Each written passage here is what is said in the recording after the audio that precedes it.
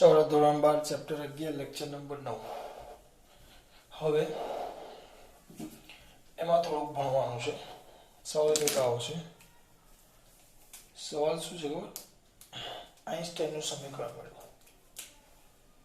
કોને બેટા? આઈન્સ્ટાઈન નામ તો સાંભળ્યું જ હશે। આઈન્સ્ટાઈનનું સમીકરણ મેળવો। કોનું? આઈન્સ્ટાઈન। શું મેળવો? સમીકરણ। આઈન્સ્ટાઈનનું સમીકરણ મેળવો। શું છે સર આઈન્સ્ટાઈનનું સમીકરણ? કોઈ કહેશે? જો ધ્યાન આપો। હવે આમાં સમજવાનું જ છે બધું। પ્લાન્ક હતો પ્લાન્ક નામના વૈજ્ઞાનિકે એવું કીધેલું કે કોઈ પણ ઉત્સર્જક એટલે દાખલા તરીકે આ એક બલ્બ છે। આ બલ્બ છે। આમાં એનું વિધાન નથી આપ્યું, અજુની ચોકડીનું વિધાન છે। કોઈ પણ ઉત્સર્જક હોય તો એ પોતાનામાંથી પ્રકાશનું ઉત્સર્જન કરે। આ રીતે એણે એમ કીધું ઉત્સર્જન છે ને, ઉત્સર્જન વિકિરણનું આમ ફોટોન સ્વરૂપે કરે। ઉત્સર્જન ફોટોન સ્વરૂપે કરે અને એ ઉર્જા એટલે કે બલ્બમાંથી જે પ્રકાશ વિકિરણ ઉર્જા, એ વિકિરણ ઉર્જા અથવા વિકિરણ ક્વોન્ટમ એક જથ્થા સ્વરૂપે, એટલે એનું ઉત્સર્જન આવી રીતે થાય। આમાંથી વિકિરણનું ઉત્સર્જન, ધ્યાન રાખજો, ઉત્સર્જન થાય ફોટોન સ્વરૂપે। પ્લાન્કે શું કીધું? ઉત્સર્જન કયા સ્વરૂપે થાય? ફોટોન સ્વરૂપે। અને એ માધ્યમમાં આગળ વધે, આ તરંગ માધ્યમમાં આગળ વધે તરંગ સ્વરૂપે, પ્રસરણ થાય તરંગ સ્વરૂપે, એવું કીધું પ્લાન્કે। પ્લાન્કે શું કીધું? ઉત્સર્જન કયા સ્વરૂપે થાય? વિકિરણ ઉર્જા છે, વિકિરણ ઉર્જા કોઈ પણ બલ્બ હોય અથવા કોઈ પણ પ્રકાશ ઉદ્ગમ હોય એમાંથી પ્રકાશનો ઉદ્ગમ કયા સ્વરૂપે થાય? પ્રકાશનો એટલે વિકિરણ ઉર્જાનો ઉદ્ગમ ફોટોન એટલે વિકિરણનો જથ્થો, તો વિકિરણ ક્વોન્ટમ પણ કહેવાય। એટલે વિકિરણ ફોટોન સ્વરૂપે થાય। જ્યારે એનું પ્રસરણ માધ્યમમાં, ધ્યાન રાખજો, પ્લાન્કે એવું કીધું, માધ્યમમાં એનું પ્રસરણ તરંગ સ્વરૂપે થાય, આવું એ લોકોએ કીધું। બે વસ્તુ, એક ઉત્સર્જન ફોટોન સ્વરૂપે અને માધ્યમમાં પ્રસરણ તરંગ સ્વરૂપે। આવું કહેવા વાળો કોણ હતો? પહેલો પ્લાન્ક। કોણ હતા આપણા પહેલા સાહેબ? પ્લાન્ક। આઈન્સ્ટાઈને થોડુંક વધાર્યું। આઈન્સ્ટાઈને શું કીધું ખબર? એ કીધું એ જ બલ્બ છે, બરાબર? એનું જે ઉત્સર્જન છે એ ફોટોન સ્વરૂપે જ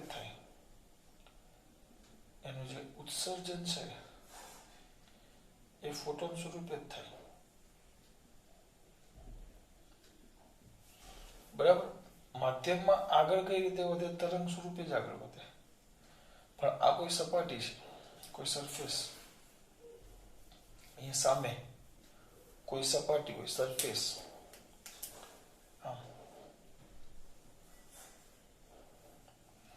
તો એ સપાટી દ્વારા એનું શોષણ પાછું ફોટોન સ્વરૂપે થાય, એવું પ્લાન્કે કીધું। એટલે શું? એનું ઉત્સર્જન કયા સ્વરૂપે થાય? ઉત્સર્જન પ્રકાશ ઉદ્ગમમાંથી બહાર કયા સ્વરૂપે આવે? ફોટોન સ્વરૂપે। એનું પ્રસરણ માધ્યમમાં પ્રસરણ કયા સ્વરૂપે થાય? તરંગ સ્વરૂપે। અને પાછું કોઈક સપાટી અથવા કોઈક ઇલેક્ટ્રોન દ્વારા એનું શોષણ કયા સ્વરૂપે થાય? પાછું ફોટોન સ્વરૂપે। આવું આઈન્સ્ટાઈને કીધું। આપણે એનું સૂત્ર મેળવવાનું છે। શું હતું? જો વિધાન બોલું છું, સાંભળજો ને। 1905માં આલ્બર્ટ આઈન્સ્ટાઈને ફોટોઇલેક્ટ્રિક અસર સમજાવવા વિકિરણનો નવો વાદ આપ્યો। આ વાત મુજબ વિકિરણમાંથી ફોટોનનું ઉત્સર્જન, ફોટો ઇલેક્ટ્રોનનું ઉત્સર્જન જ નહીં પરંતુ ઉર્જાનું શોષણ પણ સતત એકમો દ્વારા થાય છે। આ એકમોને ક્વોન્ટમ કહે છે અથવા ફોટોન કહેવાય। વિકિરણના દરેક ફોટોનની ઉર્જા અહીંયા તેને આપો, અમે એવું આપ્યું છે. હવે અહીંયા તેને આપો, આવું ક્યાં એવું કંઈ લખ્યું જ નથી. આ સ્વરૂપે થાય. હવે આ જે વિકિરણનું એકમ છે, એકમ અહીંયા તેને આપજો. હું તમને જૂની ચોપડીનો ફોટો વોટ્સઅપ કરી દેવા, એમાંથી લખજો. આમાં લખાણ બહુ થર્ડ ક્લાસ છે. હું તમને સમજાવું એ સમજો. એને એમ કીધું કે ઉત્સર્જન કયા સ્વરૂપે થાય? ફોટોન સ્વરૂપે. તો આ ફોટોન સ્વરૂપેનું શોષણ અને ફોટોન સ્વરૂપેનું ઉત્સર્જન થાય તેનું સૂત્ર આવે. તો એની ઉર્જા E is equal to hf. E is equal to hf. E is equal to hf. ધ્યાન રાખજો, hf. ક્યાં? જ્યાં f એને કહેવાય આવૃત્તિ, પ્રકાશની આવૃત્તિ. f h પ્લાન્કનો અચળાંક, એની કિંમત ખબર છે, આ પ્લાન્ક અચળાંક છે. અને E કહેવાશે ઉર્જા. ઉર્જા તો પ્લાન્કનો અચળાંક તમને ખબર 6.625 ગુણ્યા 10⁻34 જૂલ ઇન્ટુ સેકન્ડ એનો અચળાંક છે. તો આટલી ઉર્જા ધરાવતા વિકિરણનું ઉત્સર્જન કરે. E is equal to hf. આટલી ઉર્જા ધરાવતા વિકિરણનું શું કરે? ઉત્સર્જન. પણ એ ઉત્સર્જન કયા સ્વરૂપે થાય? ફોટોન એટલે કણ સ્વરૂપે. અને શોષણ પણ કયા સ્વરૂપે થાય? ફોટોન એટલે કણ સ્વરૂપે. પણ માધ્યમમાં આગળ કયા સ્વરૂપે વધે?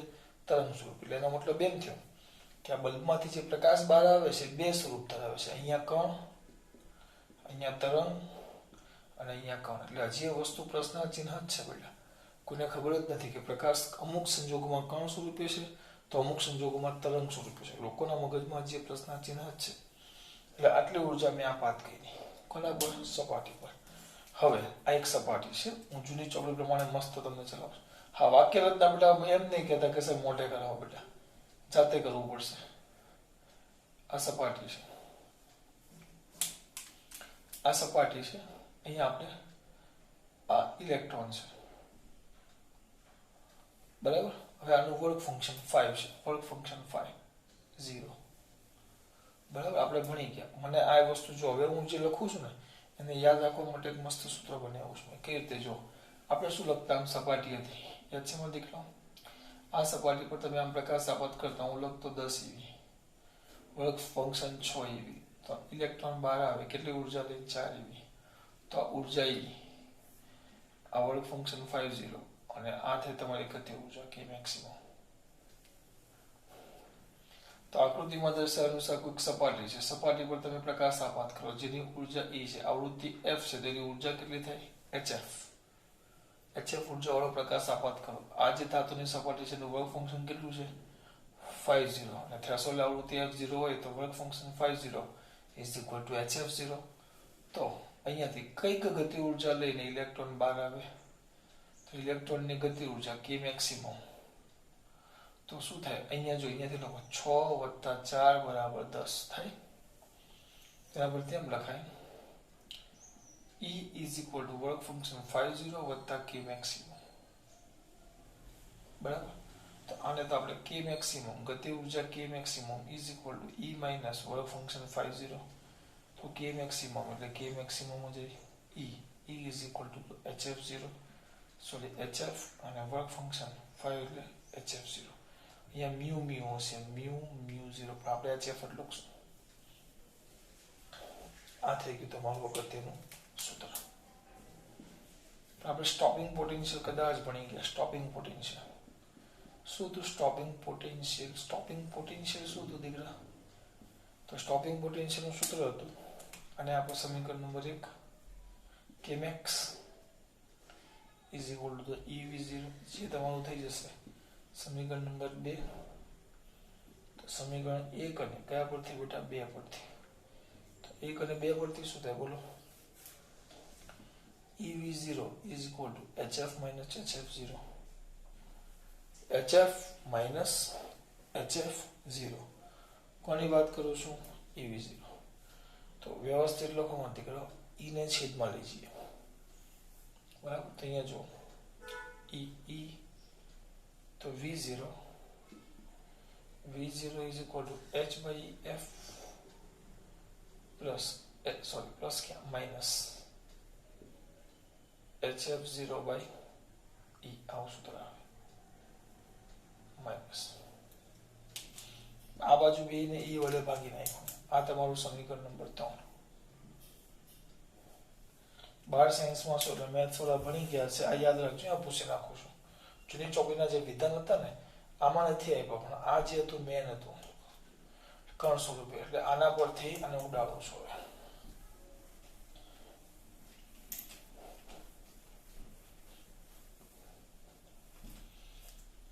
એટલે આ વસ્તુ આવી. હવે આ સમીકરણને તમે સરખાવો તો આ સમીકરણ આના જેવું થાય. y is equal to mx plus c. કેમ? અહીંયા આપણે આલેખ, આમાં આલેખ કેવો હોય? આમ હોય x વિરુદ્ધ y નો આલેખ હોય. તો આ સુરેખાનો આલેખ છે. સુરેખા એટલે સીધી રેખા. c ને અંતઃછેદ કહેવાય. અંતઃછેદ એટલે આમ આવે આલેખ આ રીતે.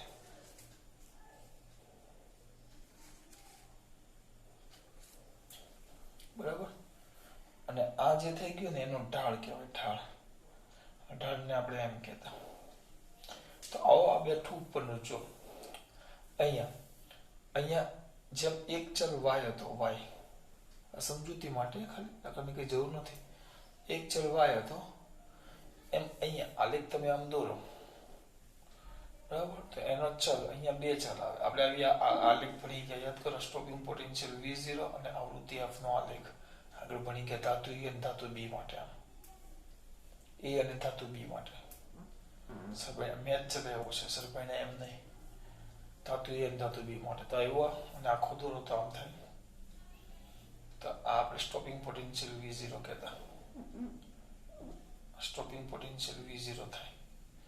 બરાબર. અહીંયા જો આ ભાગ જો, તો અહીંયા જો ધ્યાન આપો. જેમ અહીંયા એક ચલ y છે તો અહીંયા એક ચલ સ્ટોપિંગ પોટેન્શિયલ છે. બરાબર. Potential v. અહીંયા એક ચલ x છે તો અહીંયા ચલ આવૃત્તિ f છે. અહીંયા જો તો આ x તો આ f જોજો. આ v0 તો y. આ c અંતઃછેદ અચળ તો અંતઃછેદ અચળ. બરાબર. આ ચલ x તો આ ચલ f તો m કહેવાય ઢાળ. તો આ ઢાળ થઈ ગયો. તો આ આલેખનો ઢાળ m is equal to h by e. h પ્લાન્કનો અચળાંક, e પ્લાન્કનો અચળાંક 6.625 ગુણ્યા 10 ની માઈનસ 34 ઘાત.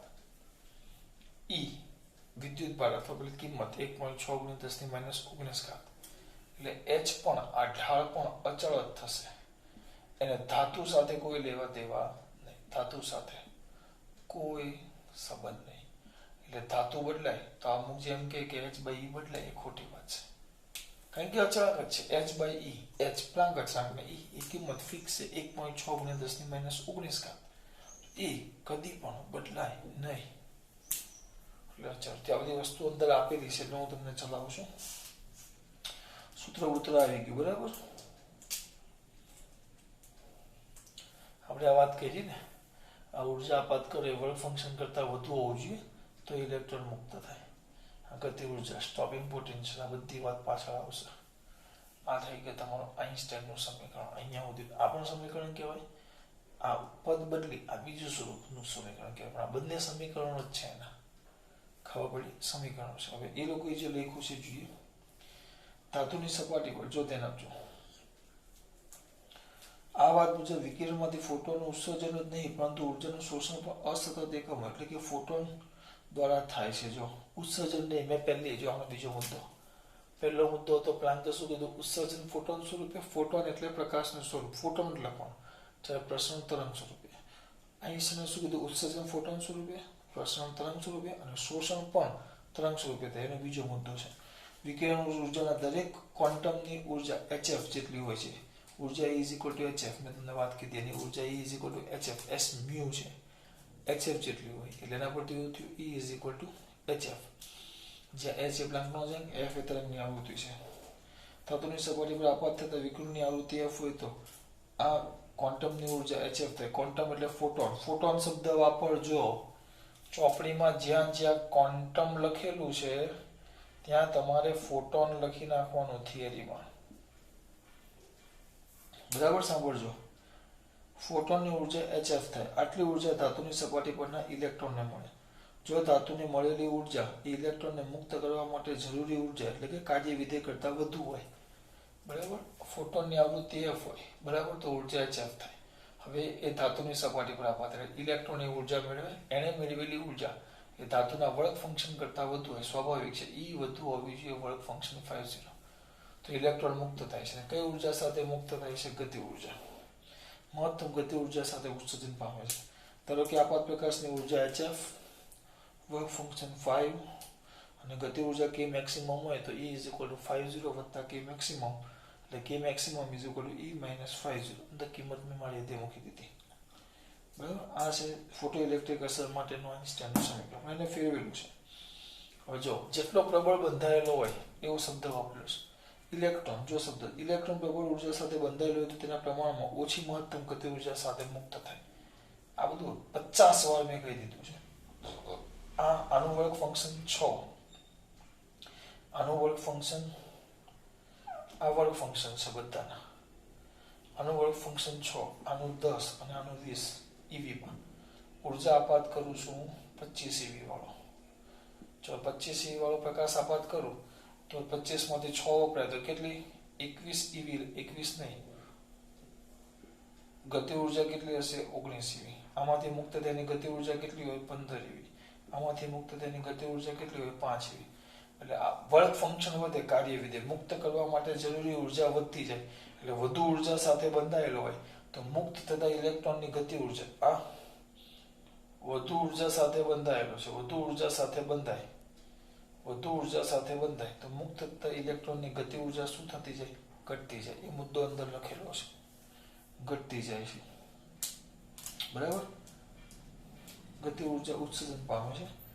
આપાત પ્રકાશની તીવ્રતા વધારતા 1 સેકન્ડ દીઠ પ્રકાશની તીવ્રતા વધે. તીવ્રતા વધે એટલે ખબર ને, આ સપાટી પર તીવ્રતા વધે એટલે વધારે પ્રકાશ આપાત થાય, ફોટોન્સ વધુ આપાત થાય, એટલે મુક્ત થતા ઇલેક્ટ્રોન શું થાય? વધે. એકને એક વસ્તુ પાછું આવ્યું, તીવ્રતા વધે તો આપાત પ્રકાશની તીવ્રતા વધતા દર સેકન્ડે ઉત્સર્જાતા ઇલેક્ટ્રોનની સંખ્યા પણ વધે છે. તેમ છતાં ફોટો ઇલેક્ટ્રોનની મહત્તમ ગતિ ઉર્જા દરેક ફોટોન વડે નક્કી થાય છે. પછી આ લખી નાખ્યું k મેક્સિમમ = EV0. પછી આની અંદર કિંમત મૂકીને પાછળનો ભાગ આપી દીધો છે. આલેખનો ઢાળ h/e છે. મેં તમને વાત કરી. આઇન્સ્ટાઈનનું સમીકરણ સૂચવે છે કે જ્યારે ફોટોનને ઇલેક્ટ્રોનને ઉત્સર્જન થવા માટે hf એ 50 કરતાં વધુ હોય ત્યારે આપાત પ્રકાશની ઉર્જા કાર્ય વિધેય કરતાં વધારે હોવી જોઈએ. ઉર્જા એ કાર્ય વિધેય કરતાં વધુ હોય તો જ ઇલેક્ટ્રોનનું ઉત્સર્જન થાય. બસ પતી ગયું.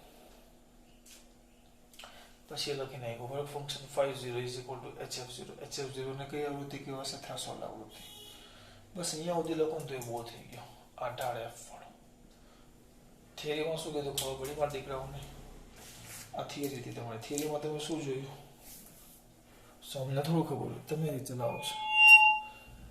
આપણે થિયરીમાં અહીંયાથી ચાલુ કર્યું. જો પહેલા કે આઇન્સ્ટાઈને એવું કીધું કે આઇન્સ્ટાઈને સૌથી પહેલા ફોટોઇલેક્ટ્રિક અસર સમજવા માટે નીચેની માહિતી આપી. એણે શું કીધું? આઇન્સ્ટાઈનના વાત મુજબ ફોટોઇલેક્ટ્રિક અસર સમજો તે માટે ખાલી પેલું ઉત્સર્જન, ક્વોન્ટમ એટલે કે ફોટોન, પ્રકાશ ઉદ્ગમમાંથી ફોટોનનું ઉત્સર્જન તરંગ કણ સ્વરૂપે, પ્રસરણ તરંગ સ્વરૂપે અને શોષણ તરંગ કણ સ્વરૂપે થાય છે. પહેલી વાત એને કહી, જે મેં આગળની આકૃતિમાં તમને સમજાવેલું. તો એની ઉર્જા E = hf, જે h એ પ્લાન્ક અચળાંક f એની આવૃત્તિ થાય. E = hf. પછી આ સપાટીની વાત કરી દેવાની. E = શું થઈ જાય? hf. હવે આ સપાટી પર તમે પ્રકાશ આપાત કરો તો એ પ્રકાશનું આ ઇલેક્ટ્રોન શોષણ કરે છે. હવે શોષણ કરે તો આપાત પ્રકાશની ઉર્જા એને આ ધાતુમાંથી બહાર નીકળવા માટે જોઈતી ઉર્જા એટલે કે વર્ક ફંક્શન કરતાં વધુ હોય તો જ ઇલેક્ટ્રોન અમુક ગતિ ઉર્જા સાથે શું થાય છે? બેટા બહાર નીકળે છે. આ રીતે જો આપાત પ્રકાશની ઉર્જા hf હોય, E = hf હોય, ધાતુનું વર્ક ફંક્શન 50 હોય તો બહાર નીકળતા પ્રકાશ, બહાર નીકળતા મુક્ત થતા ઉત્સર્જિત થતા ઇલેક્ટ્રોનની ગતિ ઉર્જા k મેક્સિમમ હોય તો E = 5 વત્તા k મેક્સિમમ, તો k maximum = E - 50. E = hf ને 5 = hf0. આ સમીકરણ નંબર તમારું પહેલું. ખબર પડી? પછી આ વાત કે જો ઇલેક્ટ્રોન વધુ ઉર્જા સાથે બંધાયેલો હોય તો મુક્ત થતા ઇલેક્ટ્રોનની ગતિ ઉર્જા અથવા ઉત્સર્જિત થતા ઇલેક્ટ્રોનની ગતિ ઉર્જા શું થતી જાય છે? બેટા ઘટતી જાય. જેમ બંધન ઉર્જા વધારે, જેમ મુક્ત થવા માટે ઉર્જા વધારે, જેમ વર્ક ફંક્શન વધુ, તેમ ગતિ ઉર્જા ક્રમશઃ શું થતી જાય? ઘટતી જાય. એ વસ્તુ લખેલી છે. બરાબર. હવે તમે પ્રકાશની શું વધારો? તીવ્રતા. જો તીવ્રતા વધે, અંદરથી જોઉં જ છું, કારણ કે વાક્ય રચના મને મોઢે નથી રહેતી. મારે વાક્ય રચના મોઢે નથી કરવી, મારે તમને સમજાવવાનું છે. હું તો દરેક મુદ્દો આકૃતિ દોરીને સમજાવું છું, મોઢે તમારે કરવાની છે. કારણ કે આગળ અમુક વિદ્યાર્થીઓ ફરિયાદ કરે છે કે સર થિયરી ચોપડીના સેન્ટેન્સ નથી ચલાવતા તમે. એટલે આ થિયરીમાં એવું કર્યું. આગળ એક આપણે લેન્સનો નિયમ, લેન્સના નિયમમાં એવું થયેલું કે મેં થિયરી સમજાવી પણ અમુકને ચોપડીના સેન્ટેન્સ જોતા હતા, એટલે પછી મેં બાકી રાખ્યું. એટલે આમાં થિયરી સમજાવો પણ સાથે સાથે સેન્ટેન્સ વાંચતો જાઉં છું અને તમને સમજાવતો જાઉં. તમે મોઢે કરો ત્યારે તમને યાદ નહીં કે આ મુદ્દો આવું કી છે. આવી ગયું. કારણ કે હમણાં મેં નોટમાં આના આગળના 2 પીરિયડમાં પેલા લખીને સમજાવ્યું, પણ મને મજા ન આવી. તમને આવતી હશે, મને નથી આવતી. આમાં ખબર પડી બેટા? આ થઈ ગયું તમારું સૂત્ર. પછી આ લખી નાખવાનું 18. આ માત્ર જાણકારી માટે છે કે હું સમીકરણ મેથ્સમાં આવે, મેથ્સ વાળાને ખબર છે આવી ગયું છે, બાયોલોજી વાળાને નથી ખબર તો ભૂલી જવાનું. તો આના પરથી લખાય આ h/a નો ઢાળ છે. ઢાળ તો અચળ થઈ ગયો. કેમ? 2 અચળાંક જ છે. એટલે એ ધાતુને દ્રવ્યને સપાટી પર આધાર રાખતો નથી. આ સપાટીના દ્રવ્ય પર કોઈ આધાર ન રાખે, ગમે તે દ્રવ્ય હોય, વર્ક ફંક્શન એક સરખું જ રહે. ખબર પડે છે? બસ પૂરું. પૂરું ભાઈ, પૂરું. બરાબર. અને આ વસ્તુ ધ્યાનથી જુઓ. આ સિમ્પલ વસ્તુ છે. ઇલેક્ટ્રોન મુક્ત ક્યારે થાય? આ વધારે હોય તો, આ 10 હોય તો આ 9 હોય, તો ગતિ ઉર્જા કેટલી હોય? 1. આ 10 હોય અને જો આ પણ કદાચ 10 હોય તો ગતિ ઉર્જા કેટલી થઈ? 0. બરાબર. હવે આ 9 હોય અને આ 10 હોય તો ગતિ ઉર્જાનો જવાબ આવે -1. પણ આ 9 હોય ને આ 10 હોય તો ઇલેક્ટ્રોન મુક્ત જ ન થાય. એટલે એનો મતલબ એમ થયો કે આપણો નિયમ પ્રમાણે આપણે તમે ગતિ ઉર્જા લ્યો. ચલો અહીંયા સૂત્રનો કરતા બનાવો આવ્યો. આના પરથી આ સૂત્ર પરથી ધ્યાનથી જુઓ. છેલ્લો મુદ્દો એક અંદર આપેલો છે. ગતિ ઉર્જા આવે એ E અને φ0 ની બાદબાકી પર આધાર રાખે. E એટલે ઉર્જા, φ0 એટલે વર્ક ફંક્શન. પણ આ બે વચ્ચે સંબંધ તો આવો છે. સરખા હોય ક્યાં E મોટો હોય, સરખા હોય ક્યાં E મોટો હોય. આ મોટી સંખ્યા હોય, જો આ સરખા હોય તો જવાબ 0 થાય, તો ગતિ ઉર્જા 0 થાય. આ બે સરખા હોય તો. બીજા બાકીના બધા જ કિસ્સામાં આ પાછળના પદ કરતા આગળનું પદ વધુ. આ વધુ હોય એટલે ગતિ ઉર્જા હંમેશા ધન જ હોય, કદી પણ ઋણ શક્ય નથી. ગતિ ઉર્જા ઋણ હોય તો ઇલેક્ટ્રોન મુક્ત જ ન થાય. એટલે ઇલેક્ટ્રોન મુક્ત થવા માટે ગતિ ઉર્જા ધન એટલે કે આપાત પ્રકાશની ઉર્જા ધાતુના વર્ક ફંક્શન કરતા વધારે હોવી જોઈએ. છેલ્લો મુદ્દો એમ લખ્યો છે. સમીકરણ સૂચવે છે કે જેમ કાર્યવિધેય φ0 વધુ હોય તેમ ફોટોનને ઉત્સર્જિત કરવા માટે વધુ લઘુત્તમ ઉર્જા. એ નહીં, આપણે પેલી વાત કરી નાખી.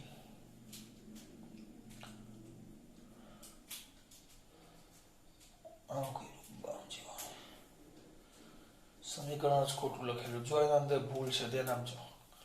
વર્ક ફંક્શન φ આપણે જોયું hf0, તો f0 વર્ક ફંક્શન φ0/h. તો એમ કેવું કે જેમ વર્ક ફંક્શન વધારે તેમ થ્રેશોલ્ડ આવૃત્તિ વધારે. બરાબર. અને જેમ વર્ક ફંક્શન ઓછું એમ થ્રેશોલ્ડ આવૃત્તિ કેવી? ઓછી. વાત પૂરી. એટલે વર્ક ફંક્શન ઓછું, કાર્યવિધેય ઓછું, તો એના માટે મુક્ત થ્રેશોલ્ડ આવૃત્તિ ઓછી. કાર્યવિધેય ઓછું તો આવૃત્તિ, કાર્યવિધેય ઓછું તો આવૃત્તિ ઓછી, કાર્યવિધેય વધારે તો આવૃત્તિ વધારે. આ મુદ્દામાં ભૂલ છે, ધ્યાન રાખજો. છેલ્લેથી બીજો મુદ્દો. બરાબર. હવે હું એમ કેવું કે આપાત પ્રકાશની તીવ્રતા ગમે તેટલી વધે, તીવ્રતામાં તમે ગમે તેટલી વધારો કરો. આ બધું આ સૂત્રમાં ન આવે પણ અંદર લખેલું છે તો હું તમને સમજાવું છું. તીવ્રતા ગમે તેટલી વધે તો ઇલેક્ટ્રોનમાં ફરક પડે, વર્ક ફંક્શનમાં કોઈ ફરક પડે નહીં. આપણે તો શું આ અંદરના મુદ્દા સમજાવું છું, બધા લખવાનું નથી તમારે. ચાલો ધ્યાન આપજો. ખબર પડી એટલે આમાં ચલો. એટલે ચોપડીમાં તમે જોશો તો સર ચોપડીમાં કયા કયા મુદ્દા લખવાના, તો તમને જોવાની ઈચ્છા થાય. આન્સરનું સમીકરણ તમને ખાલી પૂછ્યું કે સાબિત કરો, તો અહીંયા ધ્યાન આપો. ચલો 2 મિનિટ.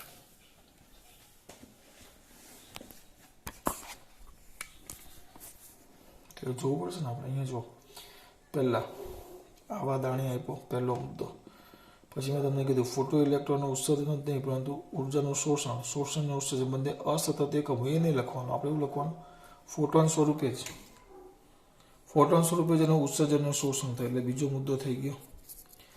વિકિરણ ઉર્જાનું દરેક ક્વોન્ટમની ઉર્જા HF જેટલી હોય છે. એટલે આપણે લખવાનું કે ફોટોનની ઉર્જા, ક્વોન્ટમને ફોટોનની ઉર્જા બરાબર HF, જ્યાં કરી લખી નાખવાનું, મેં લખેલું એમ છે. H પ્લાન્કનો અચળાંક ને F લખવાનું, આપણે F મ્યુ ને F. ધાતુની સપાટી પર આપાત થતા વિકિરણની આવૃત્તિ મ્યુ હોય તો એની ઉર્જા, આપાત થતા વિકિરણની આવૃત્તિ F હોય તો તેને, તો એક ફોટોનની ઉર્જા, ફોટોન શબ્દ જ વાપરવાનો, એની ઉર્જા HF થાય. આટલી ઉર્જા ધાતુની સપાટી પર ઇલેક્ટ્રોન મેળવે. જો આ ઇલેક્ટ્રોનને મળેલી ઉર્જા ઇલેક્ટ્રોનને ધાતુની સપાટી પર મુક્ત કરવા માટે જરૂરી ઉર્જા એટલે વર્ક ફંક્શન કાર્ય વિધેય કરતાં વધુ હોય તો ધાતુની સપાટી પરથી ઇલેક્ટ્રોન મહત્તમ ગતિ ઉર્જા સાથે ઉત્સર્જન પામે. આપાત ઉર્જા, ગતિ ઉર્જા અને વર્ક ફંક્શન આ હોય તો આ સૂત્ર મેં તમને સમજાવ્યું. એટલે 1, 2, 3, 4. હવે જે ઇલેક્ટ્રોન પ્રબળ ઉર્જા સાથે બંધાયેલો હોય, મેં તમને વાત કરી, તેના પ્રમાણમાં ઓછી મહત્તમ ગતિ ઉર્જા સાથે ઉત્સર્જન. આપાત પ્રકાશની તીવ્રતા વધે તો 1 સેકન્ડ દીઠ ઉત્સર્જાતા ઇલેક્ટ્રોનની સંખ્યા વધે. તેમ છતાં ઉત્સર્જાયેલા ફોટોનની ગતિ ઉર્જામાં કોઈ ફરક પડતો નથી. ઉર્જા દરેક ફોટોનની ઉર્જા વડે નક્કી થાય છે. એટલે મહત્તમ ગતિ ઉર્જા તો ફોટોનની ઉર્જા પર આધાર રાખે, તીવ્રતા પર નહીં. પછી આ બરાબર તો EV0 છે, એ કિંમત અહીંયા મૂકી, V0 ની છેદમાં લઈ લીધા એટલે આવ્યું. એટલે આ મુદ્દો લખવાનો. આ લખો, એને ઢાળ કહેવાય, જે દ્રવ્યના પ્રકાર પર આધાર રાખતો નથી. અને પાછળ આ લેખ દોરી દેવાનો. એટલી વસ્તુ લખી નાખવાની. તો સૂત્ર સૂચવે છે કે ફોટોન ઇલેક્ટ્રોન ઉત્સર્જન થવા માટે ઉર્જા એ વર્ક ફંક્શન કરતાં વધારે હોવી જોઈએ. આમ આપાત પ્રકાશની કાર્ય વિધેય કરતાં વધારે હોવું જોઈએ. આટલું લખી નાખો અહીંયા સુધી તો ચાલે, પછી કાંઈ જરૂર છે નહીં. અહીંયા સુધી લખવાનું. ચલો, ખાસ વાત. જય શ્રી કૃષ્ણ.